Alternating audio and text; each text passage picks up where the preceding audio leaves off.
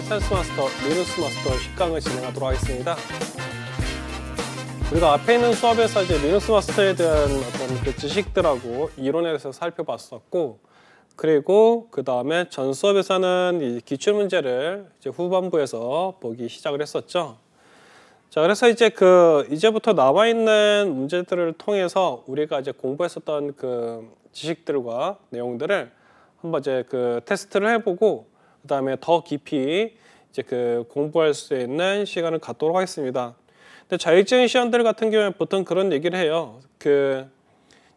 우리가 이제 덤프라든지 뭐 한국어로 이제 간단히 얘기하면 기출 문제, 뭐 이렇게 족보 이렇게 부르기도 하는데, 근데 이 리눅스 왔을 때 되게 재밌는 점이 있습니다. 어떤 거냐면은 이런 덤프나 이런 기출 문제를 보면은 방향은 이해를 하죠. 근데 이런 키워드들만 이런 것들을 단순히 외우기만 해가지고 이제 뜻을 이제 이해하는 거는 쉽지는 않은데, 재밌는 거 이렇습니다.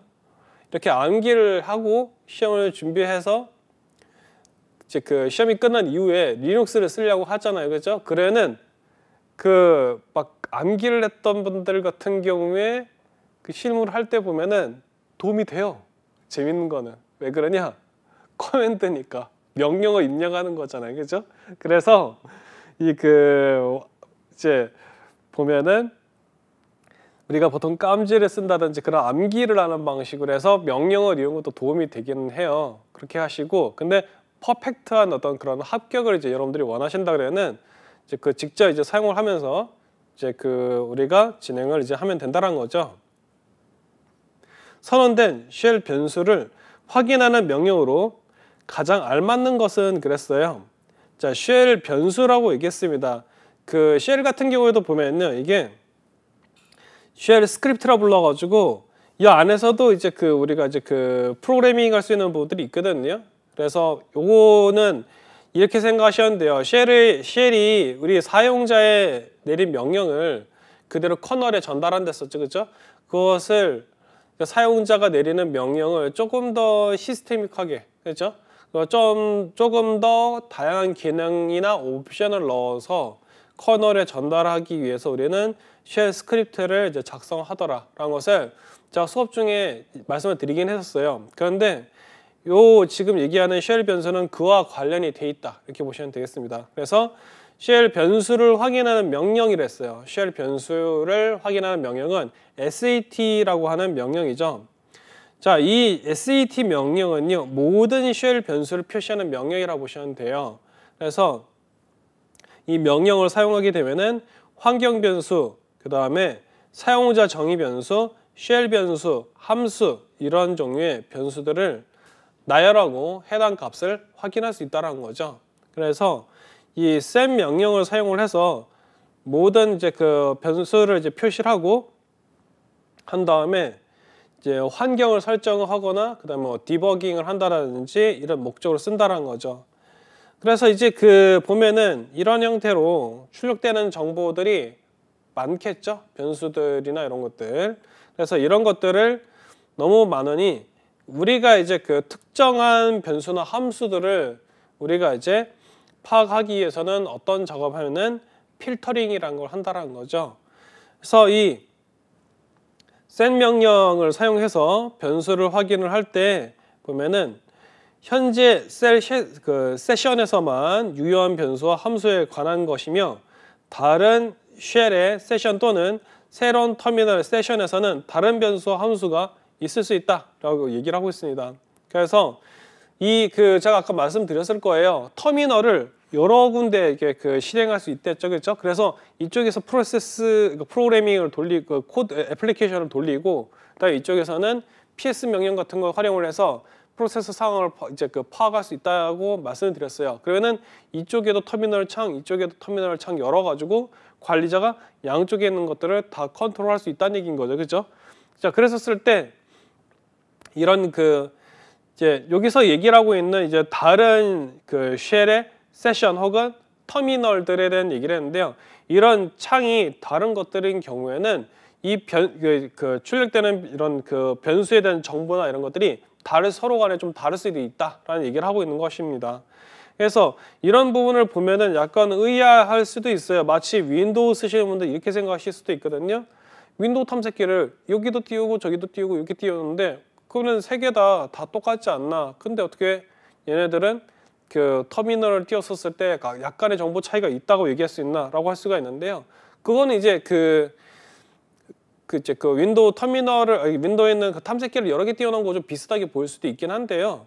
근데 그 터미널을 여러 개 띄워놨을 때 각각의 상황에서 주는 명령이라든지 이 프로세스를 실행시킴으로써 또 시스템의 변화가 있을 수 있잖아요. 그렇죠? 그걸 이쪽에서는 또 다르게 잡아낼 수도 있는 거겠죠. 그래서 이런 그 상태에 따라서 조금씩은 다른 그 정보를 파악할 수 있다는 얘기를 하는 겁니다. 자, 다음 문제를 보겠습니다. 다음 중 ls 명령어에 설정된 그 엘리어스라고 하기도 하는데 그 일종의 별명, 별칭 이런 거죠. 이거를 해제하는 명령으로 알맞는 것은 그랬어요. 그래서 이거는 이제 그 unalias 그리고 한 칸 띄고 ls 이렇게 얘기를 했는데 이 unalias 명령어는 이제 그 사용자가 설정한 별칭이죠. 이거를 제거하는 데 사용한다는 명령어라 이렇게 보시면 돼요. 그래서 이 별칭은 명령어나 명령어 시퀀스에 사용자가 지정한 다른 이름으로 정의를 될 수 있는데 이를 사용해서 명령어를 간결하게 입력하거나 사용자 정의 기능을 추가할 수 있다고 그랬습니다. 이거는 이렇게 보시면 돼요. 그 파이썬이라는 언어를 보면은 엘리어스를 AS라고 줄여서 얘기를 하거든요. 그래서 이름이 명칭이 상당히 긴 그 패키지나 이런 모듈들을 이제 그 AS라는 키워드를 쓰고 뒤에다가 뭐 DF라든지 그 NP라든지 그 이제 보면은 그 PD라든지 이런 식으로 줄여서 써요. 이걸 이제 엘리어스 별명이라고 하는데요. 그러니까 엘리어스라는 개념이 리눅스에서만 사용하는 것이 아니고 다방면의 다양한 언어나 이런 곳에서 사용한다라는 거를 이제 말씀드리고 싶은 거예요. 그래서 아까 말씀드렸던 건 이제 파이썬에서 보면은 numpy 그리고 판다스 그리고 이제 데이터 프레임이라든지 이런 키워드들이 상당히 길단 말이에요. 근데 이것을 매번 다 쓸 수 없기 때문에 별명을 붙이는 거죠. 그래서 이런 별명을 설정을 해 놓을 수 있는 엘리어스를 설정할 수 있는데 그거를 해제하려면 어떻게 해야 되냐라는 게 이 문제라고 보시면 돼요. 그래서 지금 이제 그 보시면은 여기서도 얘기를 한 게 이렇습니다. 지금 예를 들고 있는데 사용자가 ls 명령에 대한 별칭을 설정한 경우 다음과 같이 unalias를 사용해서 해당 별칭을 제거할 수 있다는 거죠. 자, 이렇게 ls 명령어의 별칭이 제거돼서 원래 ls 명령어가 다시 실행이 된다 했었습니다. 어떤 얘기냐? 여기 문제에서 보면은 ls 명령어에 설정된 alias를 정리를 해버린 거기 때문에 unalias하고 앞에서 얘기했던 저 명령어 이름을 뒤에 써주는 거예요. 그러면은 이 명령어와 관련된 별칭이 사라진다라는 거죠.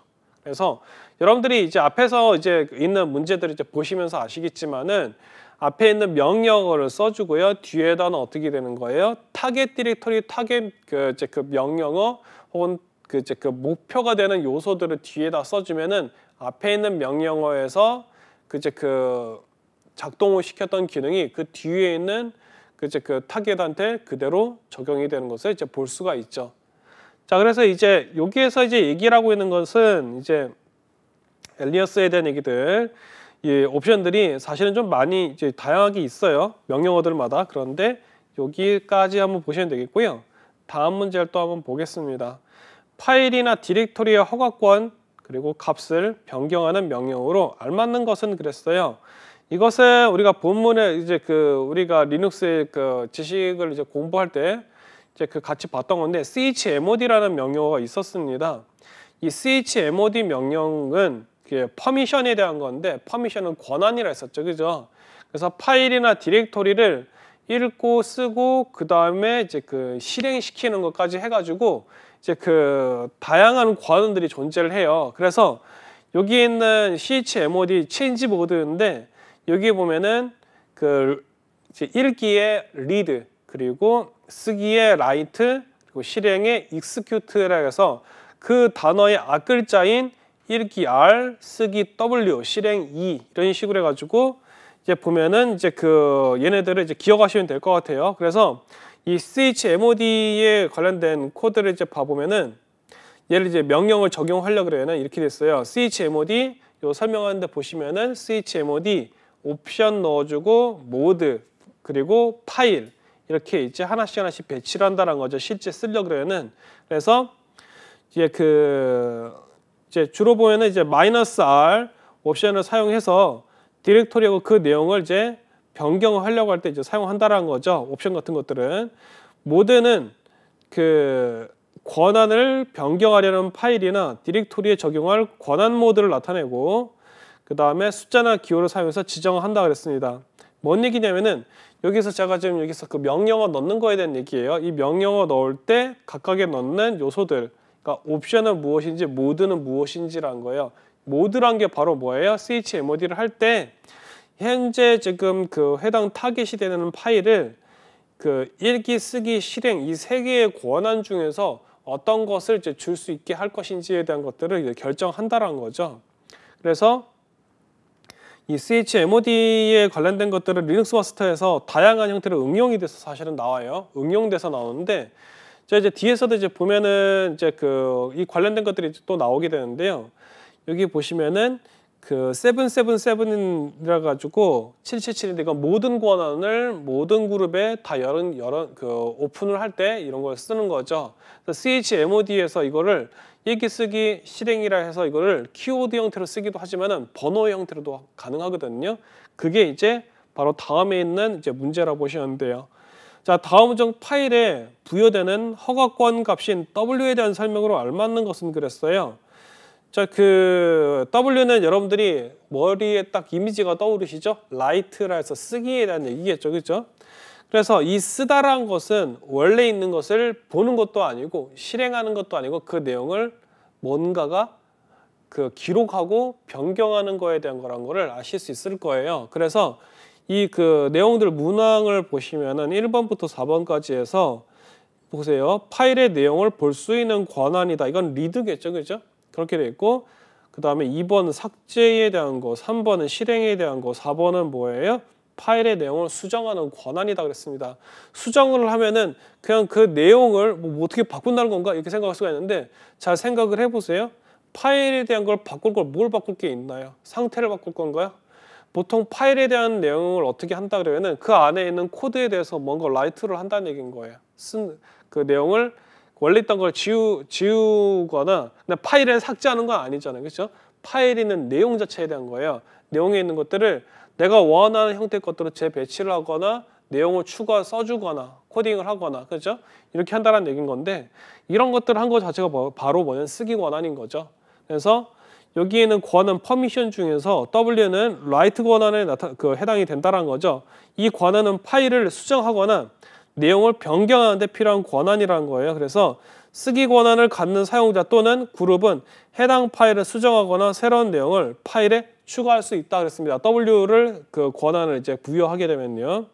그래서 이 권한이 없는 경우에는 파일의 내용을 변경을 하거나 파일의 데이터를 추가할 수 없다라는 거예요. 그래서 이렇게 이제 돼 있는데, 자, 그래서 예를 들어서 그 보면은 rw r r 이렇게 돼 있다라면 하면은 여기 보시면은 이게 뭐지 이렇게 생각하실 수가 있는데 여기에 지금 그 권한에 대한 거예요. 그래서 보면은 그 소유 일반 사유주 그리고 그룹 그리고 기타 사용자에 대해서 권한들을 이렇게 묶어서 놔뒀는데 이거에 대해서 어떻게 했냐면은 그 rw 이제 대시 요거 하고 그래서 이제 r 대시 이렇게 하는데요.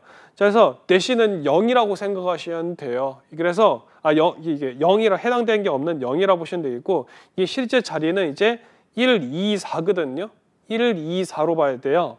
그러니까 세 번째 자리에는 그러니까 rw 대시 저 자리를 어떻게 보시면 되면은 이제 대시가 되어 있는 거는 숫자 1에 해당이 된다 보시면 되고 여기 보시면은 w는 숫자 2 그리고 r은 숫자 6을 해당이 된다 보시면 돼요. 그래서 해당되는 그 자리에 고유 숫자가 있는데 여기 보면은 r하고 w가 이제 표시가 됐잖아요. 그렇죠? 그러면 r은 4를 했었죠. 그죠? 그리고 w는 숫자 2를 했죠. 그럼 이렇게 둘을 더하면 6이 되겠죠. 그죠? 그래서 처음에 나와 있는 허가권 값이 6이 나온 거예요. 6으로 시작하는 거예요. 그리고 RW하고 그 세 번째 자리에 보면은 실행 권한에 대한 얘기가 나와야 되는데 그냥 대시로 돼 있잖아요. 그죠? 이건 뭐라 했었죠?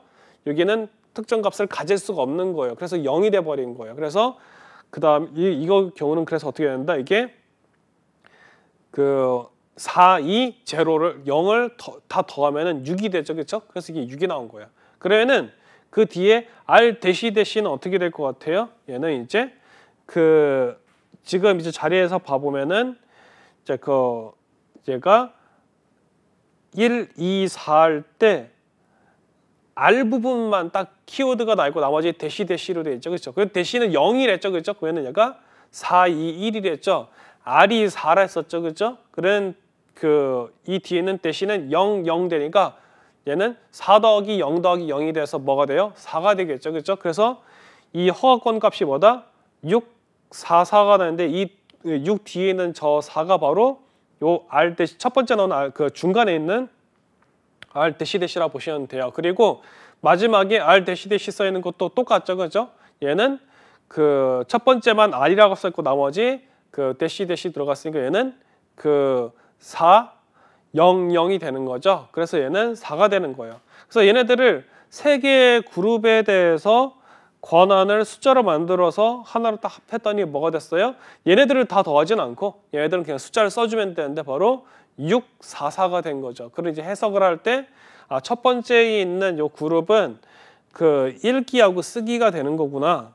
그 다음에 이게 만약에 저 자리에 아까 제가 777이라는데 그게 이거예요. 만약에 실행 권한이 그 활성화되어 있다면 2를 더하게 돼 있거든요. 그러면은 RW 이제 해가지고 이제 여기서 실행 권한이 들어가게 되면은 세 번째 자리가 이제 딱 나왔다 그러면은 execute가 들어갔다면은 얘는 이제 세 자리 4 더하기 2 더하기 1이 돼가지고 7이 되는 거예요. 그래서 얘는 이제 만약에 모든 권한을 모든 그룹에다가 다 퍼미션 권한을 이제 부여한다고 하면은 7이 되겠죠. 그래서 되는데 요거는 부분 비어있는 값이 있기 때문에 644가 나와버린 거예요. 이런 식으로 계산하시면 되는 거예요. 근데 이 문제에서는 그렇게 계산하는 것까지는 문제 나오지 않았죠.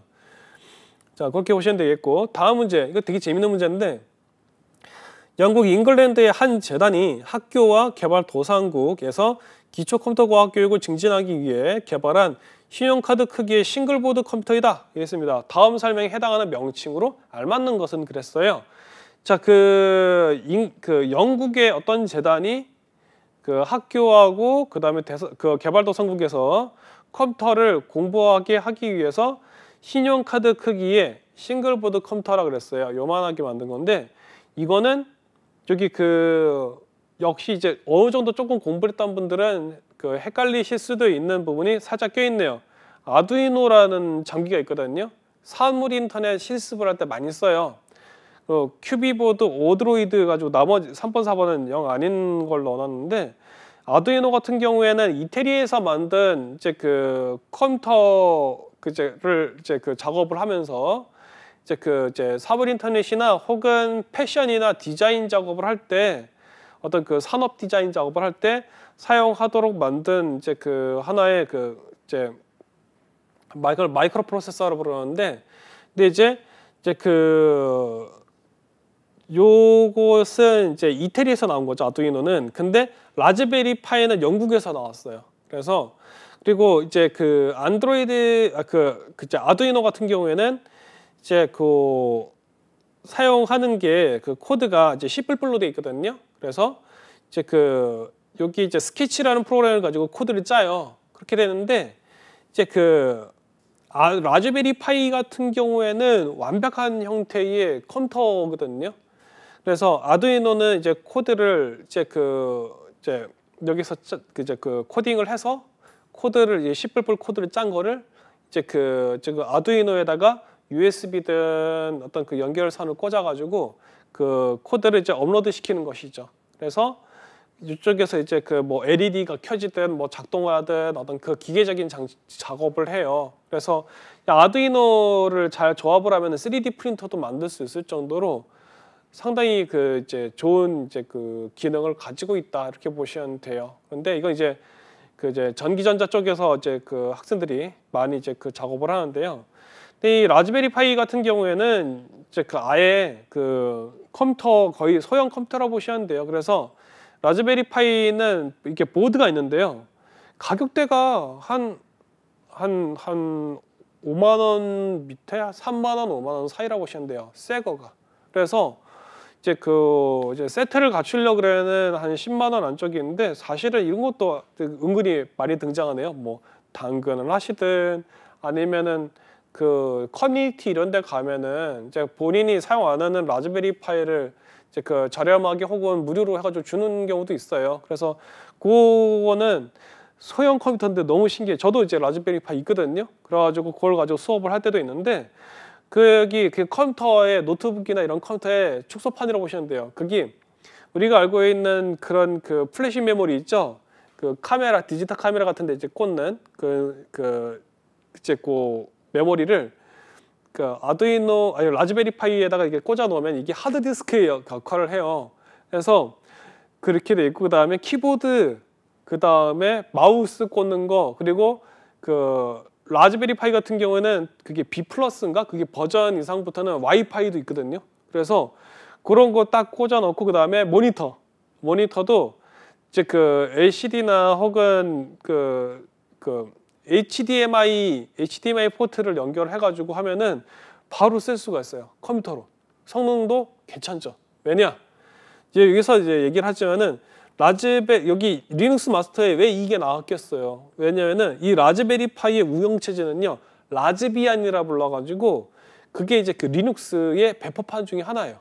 그래서 리눅스를 공부할 때 뭐 그 노트북 어떤 뭐 이제 좀 가격대 나가는 거 혹은 뭐 데스크탑을 이걸 해야 되나요? 하신 분들인데 전혀 필요 없고요.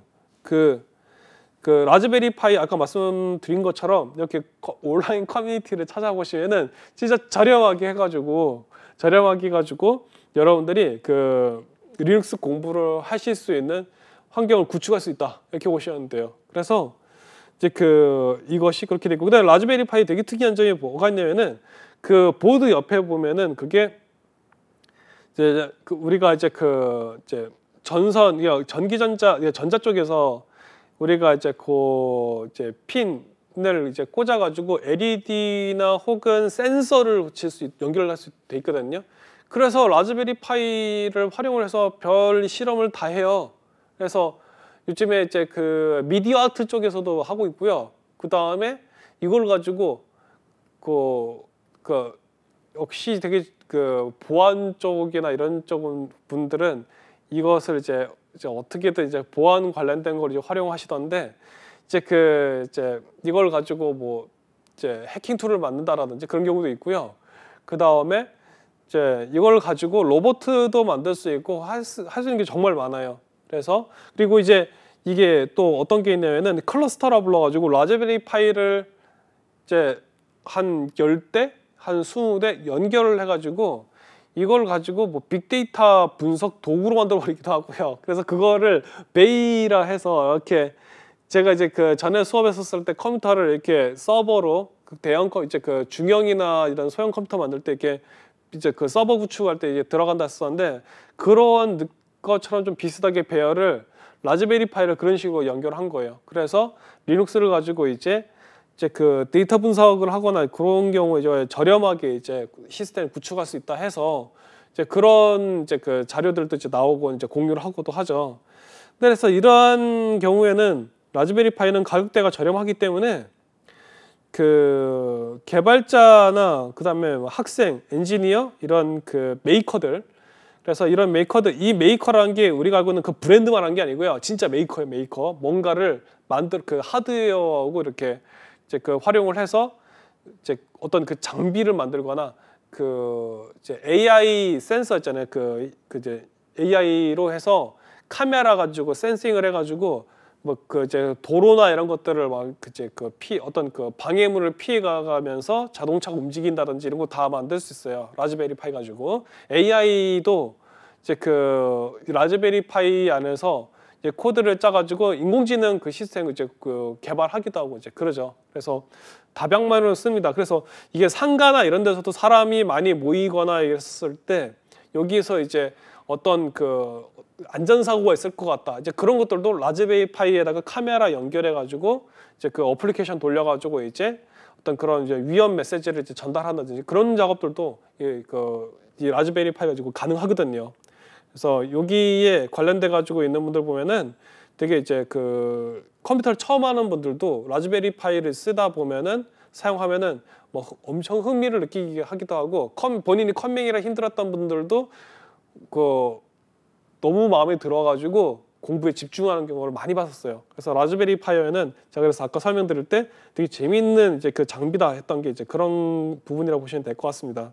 그래서 컴퓨터 과학과 전자공학에서 높은 인기가 있고 그래서 너무 이제 그 활용성이 좀 높은 그런 소형 컴퓨터라고 이제 보시면 될 것 같아요. 그래서 그 보면은 뭐 이태리에서는 아두이노, 그 다음에 영국에서는 라즈베리 파이 하고 미국에서도 이런 보드가 있거든요. 그래서 각 국가마다 대표적인 보드들이 있어요. 그래서 이제 여러분들이 요것도 관심을 가지시고 보시면은 활용할 수 있는 부분들이 있는데 이 라즈베리 파이에 있는 게 제가 라즈벤이라고 하는 리눅스라고 말씀드렸잖아요. 근데 앞에서 수업에서 여러분들이 유심히 보신 분들은 아실 거예요. 그렇게 작은 보드로 해서 전기전자 작업을 하면은 이 인베이디드라는 영역하고 연결이 되는데 하시는 분들이 있으실 수 있거든요. 그러면은 정확히 어느 정도 관심을 가지고 공부하신 거 맞아요. 근데 이런 게 있습니다. 그리고 이런 앞에서 라즈베리 얘기했었을 때 센서에 대한 얘기를 했었는데 센서를 한다면은 혹시 우리가 가지고 있는 스마트폰도 센서로 작동이 되고 그리고 이 스마트폰을 가지고 여러 가지 이제 어떤 서버를 쓸 수도 있고 한다 했었는데 이 안드로이드가 그 언뜻 리눅스하고 관련이 됐다고 그때 말씀드렸던 것 같은데 그러면은 서로 간에 스마트폰하고 라즈베리 파이하고 연결해서 프로젝트 같은 것도 할 수 있는 건가요? 질문하시는 분들이 있거든요. 가능해요. 그게. 왜 그러냐면 스마트폰을 우리는 멀티미디어 어떤 그 장비로서만 이렇게 얘기를 하는 경우 있지만 또 한편으로서는 스마트폰을 인베이디드 장비라 하거든요. 실제 교재나 이런 거 보면은. 그래서 스마트폰을 그 공기계나 아니면은 그 보통 본인이 쓰고 있는 갤럭시나 아이폰 이런 것들을 그 인베이디드 장비로 쓰고 라즈베리나 아두이노를 연결을 해가지고 이제 우리가 여러분들이 요즘에는 이제 많이 그런 장비들 나왔으니까 뭐 밥솥이나 그 다음에 우리 냉장고나 이런 게 보면 스마트폰 스마트폰 컨트롤로 하는 IoT 그 서비스를 하는 제품들 나왔잖아요. 그것처럼 이 라즈베리하고 스마트폰하고 연결해가지고 프로젝트를 해요. 실제 그렇게 해가지고 하기 때문에 리눅스를 여러분들 공부를 하시게 되면 다양한데 활용할 수 있다는 거죠. 그런 게 이 문제 하나로 읽혀질 수 있다. 이렇게 보시면 될 것 같아요. 정말 유명한 개념이죠. 쿠버네티스라고 하는데 그 문제를 한번 봐보겠습니다. 자, 도커와 같은 컨테이너화된 애플리케이션의 확장, 배포, 관리를 자동화하려고 한다. 다음 설명에 해당하는 프로그램으로 알맞는 것은 그랬어요. 이거 이제 보면은 그 오픈스택 그 다음에 뭐 보면은 제니비, 엔시블 이렇게 되어 있는데 4번에 보면은 쿠버네티스라는 게 있어요. 여기에 해당하는 답안은 이제 쿠버네티스가 되는데요. 이것을 이제 얘기를 할 때 컨테이너 오케스트레이션 플랫폼이라고 이제 얘기한대죠. 오케스트레이션 얘기를 딱 들으면은 여러분들이 떠올리실 때 아마 이렇게 생각하실 수 있어요. 그 피아노 혹은 이제 이제 보면은 뭐 북 혹은 이제 그 바이올린 이런 악기들이 모였을 때 우리는 오케스트라라고 얘기를 하죠. 그렇죠? 마치 그것처럼 이 쿠버네티스 같은 경우에는 보면은 이런 그 시스템 애플리케이션들을 이제 관리를 하고 이제 배포라는 이런 작업들을 할 때 자동화하려고 할 때 사용되는 소프트웨어라고 보시면 되겠어요. 그래서 이제 이 얘기를 왜 하냐면은 이 쿠버네티스라든지 여기서 얘기를 하고 있는 도커라든지 이런 것이 바로 뭐다? 바로 제가 수업 중에 말씀드렸었던 리눅스를 공부하신 다음에 이것이 응용되거나 활용될 때 이제 어떤 것들을 할 수 있는지에 대한 얘기를 말씀드리면은 서로 연결되지 않을까 싶어요. 왜 그러냐면은 제가 이제 수업 중에 말씀드렸었는데 컴퓨터에다가 우리가 가상화해서 버처박스에다가 리눅스를 설치하고 실습을 하라 말씀드렸었잖아요. 그죠? 근데 그게 버처박스 설명드리면서 이거는 이제 그 싱글 이제 스탠드얼론 방식으로 혼자서 하는 거고 실제 이것을 웹으로 가상화를 하는 게 있다. 그게 바로 요즘에 유행하고 있는 얘기 많이 나오고 있는 엄청 이제 그 관심 받는 그 아마존 AWS나 마이크로소프트 애저 같은 이제 클라우드 시스템이에요. 근데 클라우드에서 그런 서비스들 중에서 이제 봐보면은 이제 그 구름이라는 한국에서 서비스도 있거든요. 그런데 보면 거기서 이제 도커라는 개념이 등장을 해요. 그래서 이런 컨테이너라죠. 이런 특정 영역 안에다가 운영체제하고 컴퓨터 시스템을 돌려버리는 거죠. 근데 이런 것들을 그래서 이제 소프트웨어로 개발해 놓은 다음에 얘네들을 이제 관리를 해야 된단 말이에요. 그렇죠?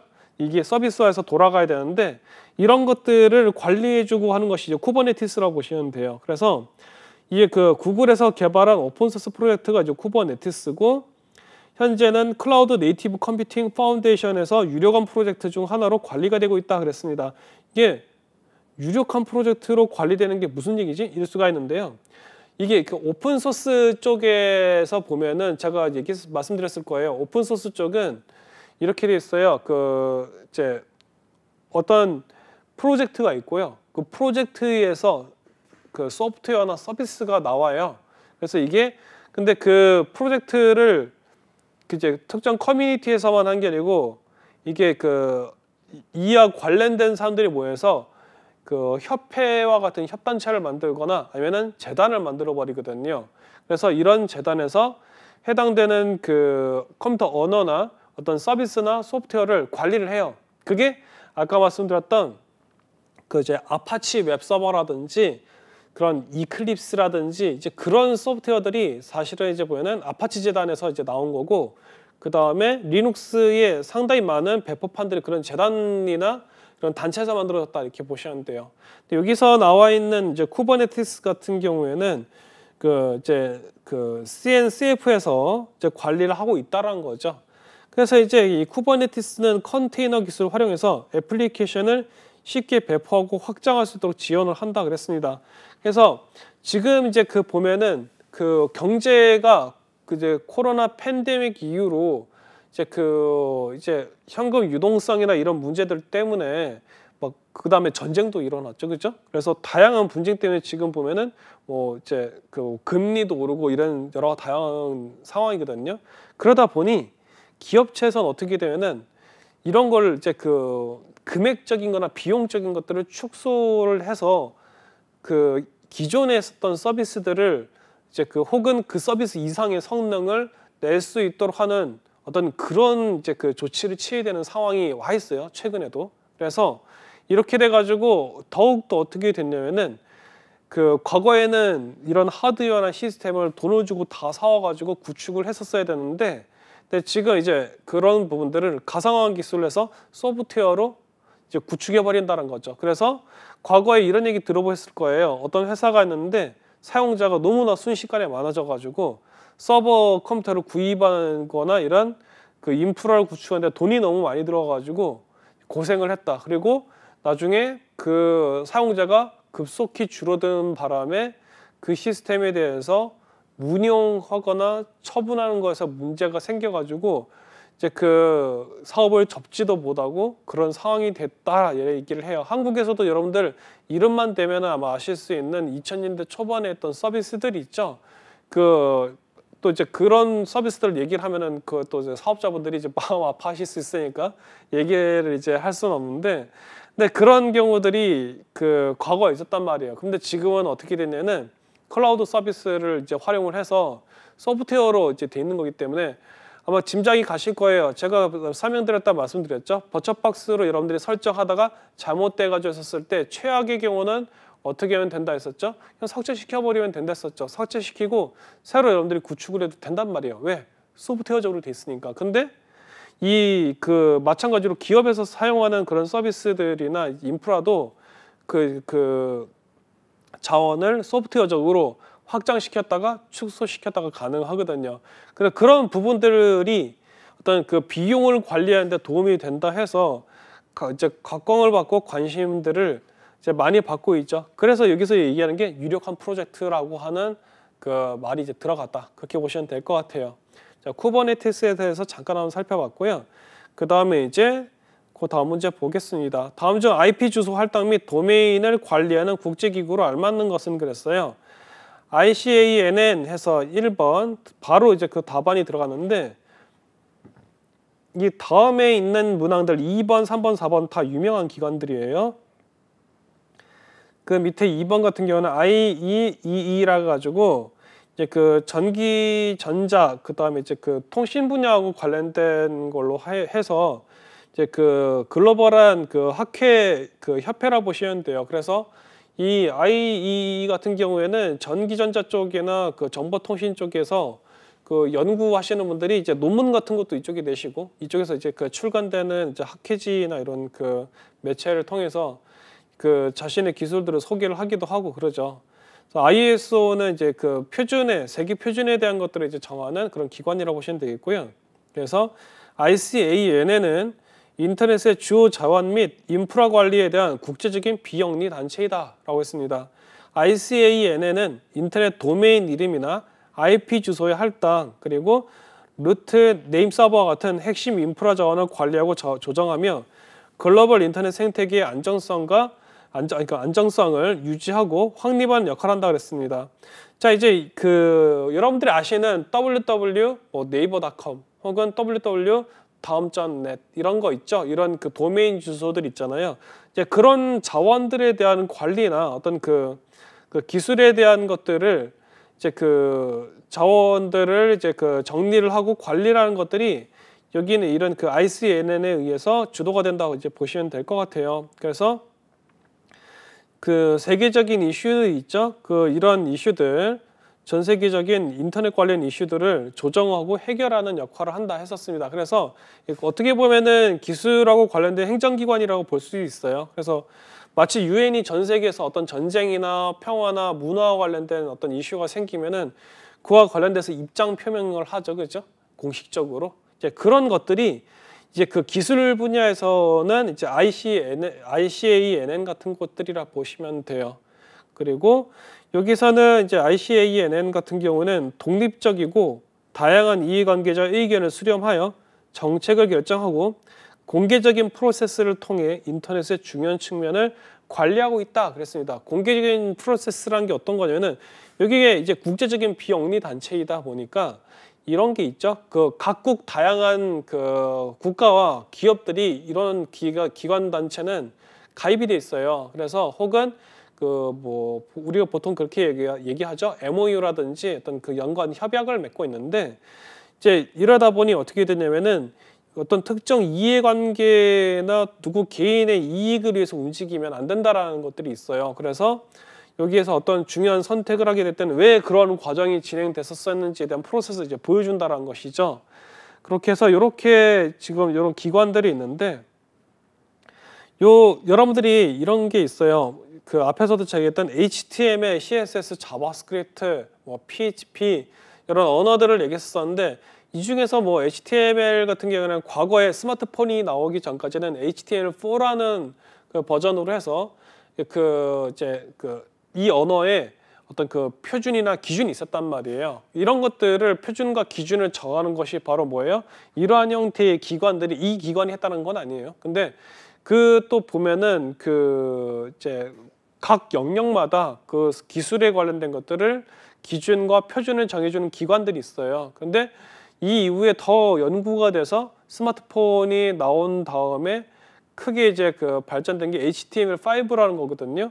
그런 경우는 HTML4에서 사용이 되지 않았었던 새로운 신기술들이 많이 그 투입이 되기도 하고 그래서 이제 과거에 HTML4에서 안 됐던 그 실현을 해보고 싶어도 못했던 그런 기술들이 HTML5에서는 됐었거든요. 그래서 그런 부분들 때문에 그 흔히 말하는 이제 모던 브라우저에서 크롬이라든지 사파리라든지 이런 새로운 브라우저들이 등장하게 됐었던 이제 이유가 되기도 하죠. 그래서 우리가 실제 상용해서 쓰고 있다라는 그런 서비스들이 사실은요, 그 베이스에는 그 비영리 그 단체나 기관들에서 나왔던 그런 소프트웨어나 기술들 있잖아요. 그게 많이 적용이 돼 있어요. 그래서 사실은 그런 관점에서 보면 영리와 비영리가 이렇게 뒤섞여면서 서로 균형을 맞추면서 새로운 이제 그 사회에 도움이 될 만한 기술들을 만들고 또 그 방향을 이제 그 이끌어 간다라고 보시면 될 것 같아요. 그래서 지금 있는 이제 그 이 리눅스도 마찬가지고요. 그런 인터넷 서비스들도 이제 그러한 형태로 나아간다 이렇게 보시면 되겠습니다. 자, 그래서 이제 그 다음 문제를 봐보시면요. 파일 전송 및 다운로드 진행 상태를 샵 기호로 확인할 때 사용하는 FTP 명령어로 알맞는 것은 그랬어요. 자, 이제 이 그 다운로드 진행 상태를 샵 기호로 확인하여 사용하는 FTP 명령어. 저 샵 기호가 뭐지? 이럴 수가 있는데 저가 이 문제를 처음 봤을 때 되게 재밌었던 게 그거예요. 어떤 거냐면은 이 문제를 내신 분은 그 상당히 그 터미널에 대한 개념을 그 수험생들 공부를 하시는 분들이 그 조금 더 리눅스의 어떤 그 실제 화면에서 나오는 상황들을 익숙해지길 바랬었구나 라는 생각이 들었던 게 샵 기호란 어떤 거냐면요. 여러분들이 그 웹에서 이제 어떤 그 영화나 혹은 소프트웨어나 혹은 파일들을 다운받을 때 이제 그 크롬이나 뭐 그 익스플로러 엣지라든지 다운받을 때 어때요? 혹은 웹하드 같은 데서 다운받거나 이렇게 하면은 여기 스테이터스 바라 하죠. 상태 바가 쭉 진행이 되죠. 그래서 그게 꽉 차게 되면 작업이 끝난 거죠. 그죠? 그것처럼요. 터미널에서 봤을 때 진행 상태를 이제 그 샵 표시를 가지고 이게 그 마치 업로드나 다운로드 할 때 이게 그 스테이터스 바 늘어난 것처럼 샵 기호가 쭉쭉쭉쭉쭉 나간단 말이에요. 근데 그런 형태로 이제 그 우리가 이제 어떤 진행 상태를 파악하는데 이렇게 해주는 그 FTP 명령어가 이제 그 어떤 거냐 얘기를 하는 거거든요. 이게 이제 보면은 해시라는 명령어라는 거죠. 그래서 해시 명령어는 쉘의 내장 명령어 중에 하나이다. 여기 얘기를 하고 있습니다.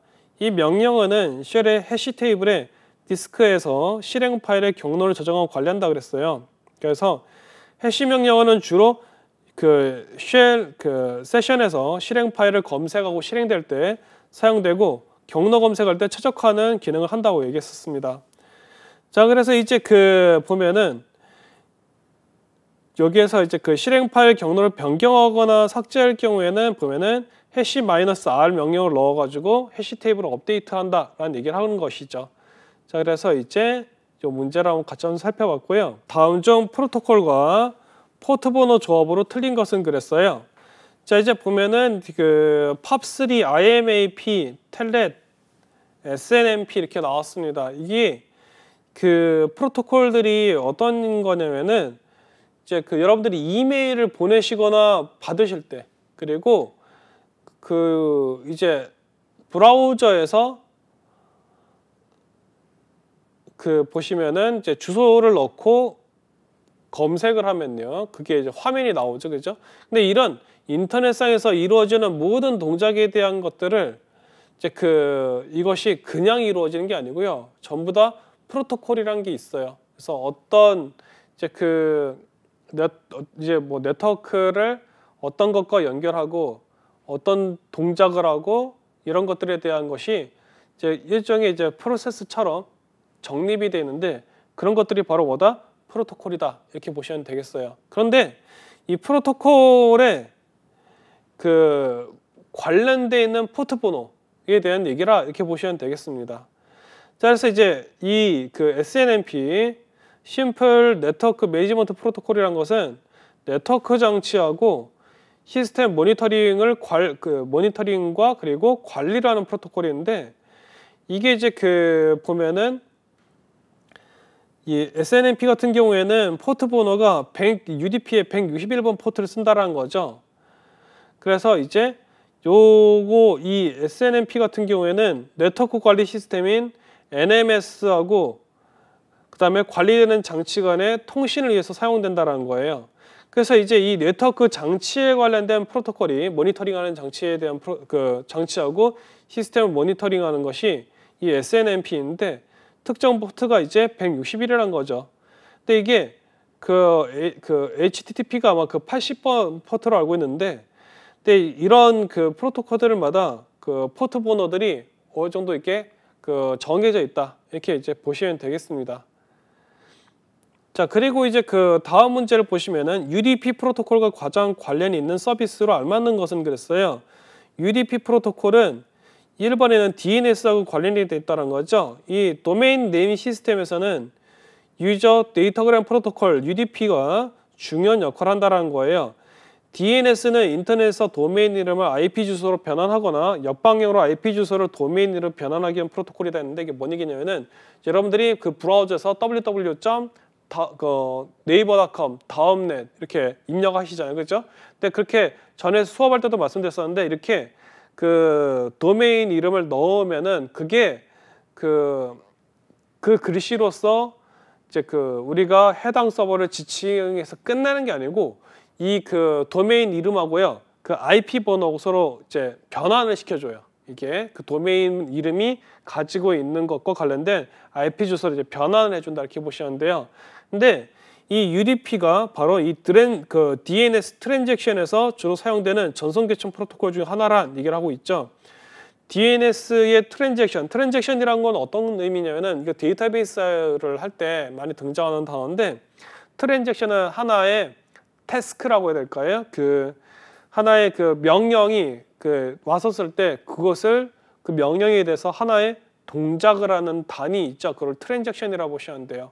그래서 이런 경우 있죠. 여러분들이 앱이나 이런 걸로 해서 그 입금 출금 아까 얘기했었는데 계좌 이체나 만약에 계좌 이체를 하려고 했는데 갑자기 이게 쭉 진행하다가 네트워크가 연결이 잘 안 되고 그러면은 이제 그 뭐 영문으로 에러 메시지가 뜨거나 혹은 접속이 잘 안 됐습니다 라든지 특히 인터넷도 여러분들이 스마트폰으로 핫스팟 같은 거 연결할 수 있잖아요. 그죠? 그래 노트북에서 컴퓨터 인터넷을 쓸 수 있는데 그때 연결이 잘 안 될 때가 있단 말이에요. 그래서 쓸 때 잘 봐보면은 뭐 이제 그 연결에 오류가 났다, 뭐 트랜잭션이 어떻게 됐다 얘기를 하는데 그때 나오는 단어가 트랜잭션이라고 보시면 돼요. 그래서 이 트랜잭션이 그 이제 UDP에 의해서 이제 UDP가 이제 그런 트랜잭션 작업을 할 때 사용되는 프로토콜 중에 하나이다라는 얘기를 하고 있습니다.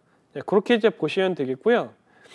그리고 다음 걸 한번 봐볼게요. 이번에는 리눅스 운영체제 자체라기보다는 네트워크에 대한 문제라고 보시면 되겠어요. 그래서 다음 중에 장애 발생 시에도 다른 시스템에 영향이 적어 가장 신뢰성이 높은 랜 구성 방식으로 알맞는 것은 그랬어요. 이 랜이란 거는 그 로컬 에리어 네트워크라고 불러가지고 지역에 대한 네트워크 구성에 대한 얘기인 거거든요. 근데 링형, 버스형, 스타형 전부 다 네트워크의 그 이제 구성된 형태라고 보시면 돼요. 모양이 실제 링형은 원형으로 이렇게 그 네트워크 그 망이 연결이 돼 있고 각각이 이제 보면은 터미널이라고 이제 그 컴퓨터들이 통신이 가능한 컴퓨터들이 연결이 돼 있죠.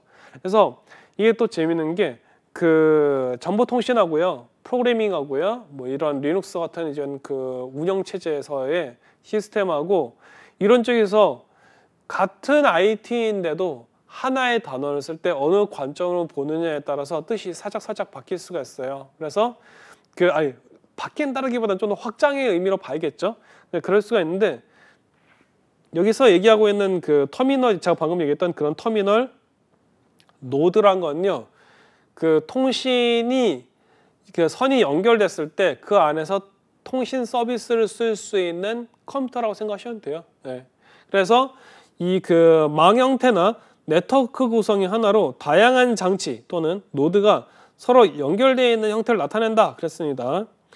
자, 그래서 이제 그 메쉬가 이제 답이 4번이 되는데 그 다른 시스템에 영향이 적어 가장 신뢰성이 높다 그랬는데 이 메쉬는 망의 형태로 되어 있어요.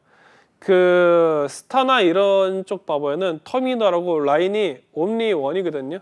이렇게 직접적으로 연결이 되는데 메쉬는 선이 되게 복잡하게 서로 연결이 있어서 하나의 선이 날아간다 하더라도 다른 연결된 선을 활용하면은 연결이 될 수도 있는 그런 형태거든요. 그래서 여기서도 지금 제 설명이 나와 있는데 특히 각 노드가 다른 모든 노드와 직접 연결돼 있거나 여러 경로를 통해 통신할 수 있는 구조를 갖고 있다는 거죠. 그래서 이제 이런 것이 이제 보면은 가장 안정돼 있는 그런 형태다 얘기를 하고 있습니다. 그래서 데이터 센터 같은 데서도 이걸 이제 활용한다는 거죠. 자, 다음 중 메일 관련 프로토콜로 틀린 것은 그렇습니다. 이것도 이제 네트워크 관련된 거예요. 근데 보시면은 그 POP3, SMTP, IMAP 이제 그 이 1번부터 3번은 주로 이제 그 이메일이나 멀티미디어 이제 그 메시지하고 관련이 된 거죠. 4번은 FTP는 이제 그 파일 트랜스퍼 프로토콜이라고 불러서 파일 전송하는 거 관련이 된 거예요. 그래서 제가 말씀드린 것처럼 1번하고 3번은 다 보면 메일하고 관련된 거죠. 근데 4번만 아니다라는 거예요. 4번은 이거 어디다 써요? 라고 하실 수가 있는데 이제 요즘에는 그렇게 좀 이런 방식을 덜 쓰긴 하는데요. 우리가 이제 웹 개발할 때도 코딩했던 프로그램 파일 있죠. 이거를 호스팅 서비스하는 호스팅 서버에다 업로드할 때 FTP를 써요. 우리나라는 이스트 소프트의 그 R 드라이브라는 서비스가 있어요. 그 프로그램을 설치하면은 호스팅 서버에다가 내가 파일을 업로드해 가지고 그 이제 우리가 이제 프로그램을 작동시키거나 뭐 파일을 이제 우리가 이제 웹에서 검색할 수 있게 하거나 그렇게 할 수 있거든요. 그래서 요거 같은 경우에는 그 클라이언트 서버 모델에서 우리가 이제 클라이언트면은 호스팅 서버가 이제 서버인 거거든요. 거기다가 이제 파일을 올려가지고 뭐 우리가 이제 웹을 개발하거나 아니면은 뭐 랜딩 페이지를 만들거나 아니면은 뭐 이제 그 외부에서 그 파일을 쓸 수 있게 하거나 이제 그런 거 할 때 요 FTP 이제 프로토콜을 이제 쓴다는 거죠. 그래가지고 이제 그 FTP 같은 경우에도 보안 때문에 더 업그레이드 돼 있는 이제 형태의 프로토콜도 이제 존재한다. 이제 이렇게 보시면 되겠습니다. 자, 그 앞에서부터 지금 이제 쭉 수업을 이어서 들으신다고 참 수고 많으셨고요. 공부했었던 내용들이 상당히 많은 양이라고 이제 보실 수도 있는데 요것을 여러분들이 완벽하게 익히시면은 그 웬만한 컴퓨터 시스템이나 서버에 대한 것들은 여러분들이 대부분의 것들은 다 그래도 감당하실 수 있을 거라 생각이 됩니다. 그만큼 좋은 자격증이 생각이 되고요. 열심히 여러분들이 공부하셔가지고 우리 앞에 했던 수업들 가끔씩 이제 약간 좀 까먹었다 하시면은 이제 우리 요 영상은 이제 유튜브로도 올라오고 TV 방송으로 나오니까 이제 다시 보시면서 공부를 계속 이제 반복적으로 또 해보시면 될 것 같아요. 자, 좋은 자격증 여러분들이 또 이렇게 공부하셔서 좋은 결과 만드시기를 바라고요. 여러분들의 합격을 기원을 제가 또 하도록 하겠습니다. 그러면 수고하셨고요. 오늘 수업은 여기까지 하도록 하겠습니다. 수고하셨습니다.